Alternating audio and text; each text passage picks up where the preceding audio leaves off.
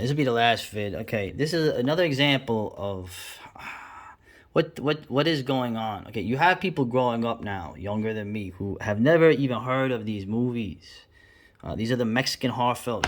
Mexican horror, okay, is probably the most underrated horror films ever made. I'm gonna say that the atmosphere, the professionalism, the way they're crafted, are they rival anything in Hammer or what the Italians did. But they were not really brought over well into America. They were dubbed into English. Well, I mean, that's what people did. Was it Jerry Warren, right? But you have the writer here. She is putting a feminist thing on this because you had strong female villains, okay, and protagonists. Because you had female villains that were very powerful and very evil, and that you had some heroines who had courage. That makes this feminine. Feminist. These films are feminist, surprisingly feminist. Okay, yo, Santel versus the Vampire Woman. Watch that movie. What a awesome movie. My man Santo is going at it with these vampires. It's really cool, and the women are hot. But let's avoid the male gaze. Now, the thing to me, I'm not gonna go over this too long, but the whole idea is that because you had these strong female characters, as if you're supposed to have weak female characters. Like in the ancient history, you didn't have women who were strong. But what does strong mean? Okay, feminism doesn't make women strong. Feminism makes women an antagonist to the men, which allows everyone to be controlled. Okay? That's what feminism does. But in the article, it's interesting that the woman does. She takes the female villains, okay, who have their power of seduction, their power of that feminine kind of thirst for vengeance in it, which is all natural and just part of being human, right? It somehow makes them feminine. But the thing comes out in the article where the woman, when I read this, I had to read this twice. I read this twice. It's not that she goes, okay, you have these powerful women characters who are almost entirely the villains, right? Which is good. You should have female villains. That's why Spanish horror is so great. You have a lot of female villains, okay, who don't come to a good end because, but your heroes don't come to a good end in those either, or should I say protagonists? But the thing I noticed, the subtle thing in this was not only misreading that as feminism, but she likes the feminism, I guess, that she is talking about, to be feminist, is the cutting down of men, okay? In this, let's see, as an example, right?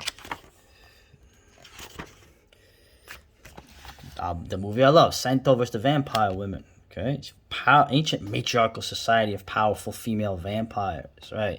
Who they're serving their lord, the Prince of Darkness, the ultimate Chad, okay, the devil. Well, so right off the bat, it's not the case. It's also drenched in queer subtext because I'm sure that's what the guy who wrote this back then in the 50s, that's what he was planning on. Of course, remember the thing is not the thing. So the guy meant that even though he didn't know it all those decades ago when he was alive. All right, I'm going tit for tat just to make a point. Okay, you talk about right. It's two women. It's like the lieutenant is like kind of she's put in charge. She's openly contemptuous of men. She enjoys using her beauty to seduce them. Right, the women are in coffins while the wrestling run fields are kept chained on the first floor. Right, she's only interested in sucking the blood of other women. Captured men are brought to the estate, drained of blood, and then tossed disdainfully into a fire. Okay, so I guess hey, she's saying that as that's a feminist character. Okay, she's saying that, not me. The writer, the guy who made this film, she's showing this character like that because she's an evil bitch. Okay, it looks, so, but apparently it's feminist to be contemptuous, disdainful, right? You're matriarchal, except you're serving the ultimate, the ultimate rebel against authority, the devil. All right. So do you see what I'm getting at? The nuances of it. You know, and she has other things here too, like oh, the male characters are can't keep up with the woman when she climbs up the mountain, and this dude's an idiot, and this guy's afraid, and this one's easily. It's like okay, uh, you want to be fair and equal. Well, the equality is there. You have powerful women villains in this, and you have heroines who are work together with the men to try to survive, and they don't always do it. There's some sad endings in these. Okay, although using Santo is a bad example because she barely mentions Santo in this. This dude's running around beating the hell out of everybody, fighting vampires, doing head scissor, like figure four arm locks, punching dudes, driving in a sports car, saving everybody, right? But he's kind of a non-entity to her. I thought this was interesting here too. She goes, it's disappointingly the other vampire women are kept out of the plot. Well, you should see how they end up in the end. Beyond window dressing, at least the direction and cinematography are free of male gaze style shots, lingering on the women's bodies. Okay, that's another thing that you see there. Okay, what is she doing? Let's get to brass tacks. Men should not look at women longingly. Okay, the men are looked at contemptuously. Okay, and disdainfully. These are feminist things. Okay, she's saying that, not me. So, I mean, I'm telling you other things about it, but anyway, I don't want to ruin this. Mexican horror is great. Mexican horror has that, has these women. I like having women involved in the action. Okay, I wish there were more women in Lovecraft stories. Okay, you'd see that they would all end up the same as the men. They would all end up dead, mad, or eaten. Okay, because that's this world we live in. It's driving everybody crazy because we're not made for this world that we have created. Okay, you're talking about the horror. There's a lot of what's other movies I recommend too. The vampire ones too. And the Brainiac, this crazy dude, and this one here, the Invasion of the Vampires, great. The guy, the great film. The atmosphere was great. Mexican horror, dude. Check these out. You could probably check them out. Well, I don't want to say where because, anyway. I'm trying to see to follow up on this since I'm making so many videos on the Rue Morgue. Well, it is Halloween, right? It's the big issue, right? Oh, here we go. All right. By comparison, the men in Curse of the Crying Woman don't fare well. Okay, so it's feminist to not have them fare well. Jesus Christ, we gotta work together in this world. Anyway, I know I'm a comedian, guy. So rounding it out, we got Pride of Chucky. Hey, the guy apparently the guy who created Chucky is gay. Okay, I remember when Child's Play came out, man. That was scary, bro. In '88, I was in high school. I have a funny story about it too. A friend of mine, he and his buddy, they were supposed to watch I think the two nephews and a niece of their sister, whose older sister, was going out shopping. So they're watching movies with the little kids running around, and then of course. They started smoking weed, right? Hey, dude, and I think they were drinking some old English. And I guess they passed out, or they started going through the channels. They started watching Child's Play, right? So Chucky's like running out of nowhere with a knife, like cursing at people. It's pretty scary for little kids. Well, they're watching this. And the two nephews and the niece are watching this, and the sister comes home. I guess they were either passed out or they were just like, tripping, and the kids are screaming and crying. Okay, instead of running away, like when I was a little kid, I saw something scared, run away. The kids were, I guess, enthralled. They were trained to watch the TV and just watch it no matter what, which is another statement. But they were in tears, terrified that Chucky running around cursing and screaming. So my friend and his boy got a talking to by his older sister. I thought that was funny, but anyway, yeah, Chucky's gay and everything is gay. Okay, and that Brad Dourif's daughter is great. So she looks like him, but she's obviously she's not unattractive. But I think I always thought Brad Dourif, man, one of the most underrated, real character actor, man. Guy was great. And his daughter is as you can see, his daughter is literally taking his place as a nut. In the stories, but whatever. Yeah, and we got here femme fatales. Hey, wait a minute. This is not the dark side. This is Rue Morgue.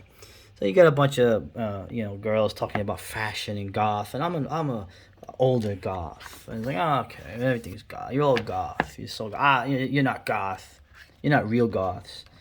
Uh, uh, and pretty much here, she's just like saying, again, as an example of the leftism, the corporate leftism you have now.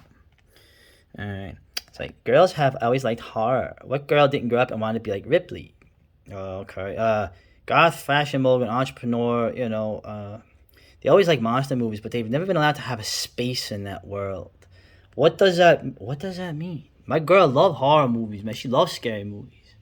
She never felt like she didn't have a space to go and watch a movie or talk about it or play role playing games with a group. Anyway, the tit for tat stuff, like I said, that's 101. That's first grade. We're in sixth grade now. And she ended up, let's be honest, horror has always been focused on the female experience. Oh, you like the attention, huh? We are the stars. Whoa, we are the victims. We are final girl. We are often the main character, but we're not given a space to exist in that world very often.